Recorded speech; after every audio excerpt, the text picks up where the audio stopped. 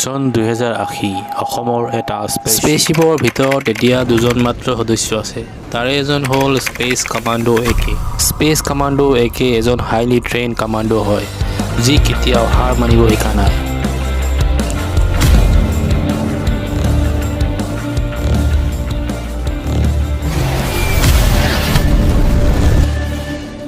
আৰু এজন সদস্য হ'ল স্পেচ ৰব R2ক ৰখা হৈছে মেডিকেল ছাপোৰ্ট আৰু টেকনিকেল ছাপোৰ্টৰ কাৰণে। R2 সহজতে মেডিকেল আৰু টেকনিকেল প্ৰব্লেমসমূহ ছল্ভ কৰিব পাৰে আৰু লগতে R2 হ'ল এটা টোটেল এণ্টাৰটেইনাৰ। তাৰে এটা উদাহৰণ এয়া।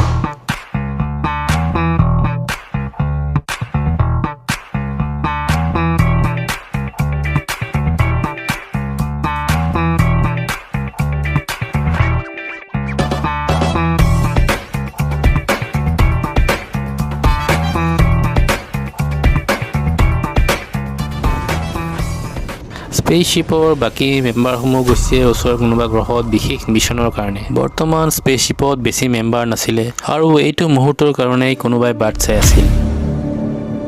এইটোৱে টাইম এটেক কৰাৰ কাৰণে। কিছু সময় পাছত স্পেচশিপৰ ভিতৰত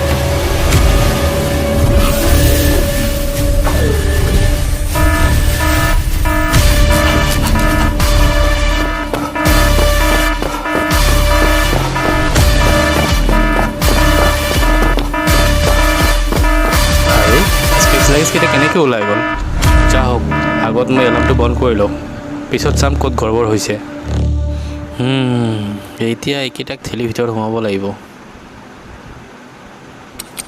জোৰ লগাকে হাইশা, জোৰ লগাকে হাইশা, জোৰ লগাকে হাইশা, জোৰ লগাকে হাইশা।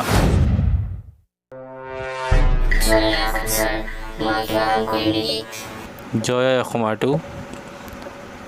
ইমান সময় তুমি ক'ত আছিলা আৰু এই স্পেচ লাগেজ কেইটা কোনে উলিয়াইছে? তুমি কিবা ক'ব পাৰানে? স্যাৰ, মই আপোনাৰ কাৰণে খোৱা বস্তু বনাই আছিলোঁ আৰু আপুনি কৈছিলে যে বিহুবলী তিল পিঠা বনাব লাগে, সেইকাৰণে মই আপোনাৰ কাৰণে তিল পিঠা বনাই আছিলোঁ আৰু CCTVত চালে গম পোৱা যাব কোনে আহিছিল, সেইকাৰণে আমি CCTV চাওঁ কৰিবলৈ। অঁ, ঠিকেই কৈছা। ব'লা আমি কণ্ট্ৰল ৰুমত গৈ চেক কৰোঁগৈ।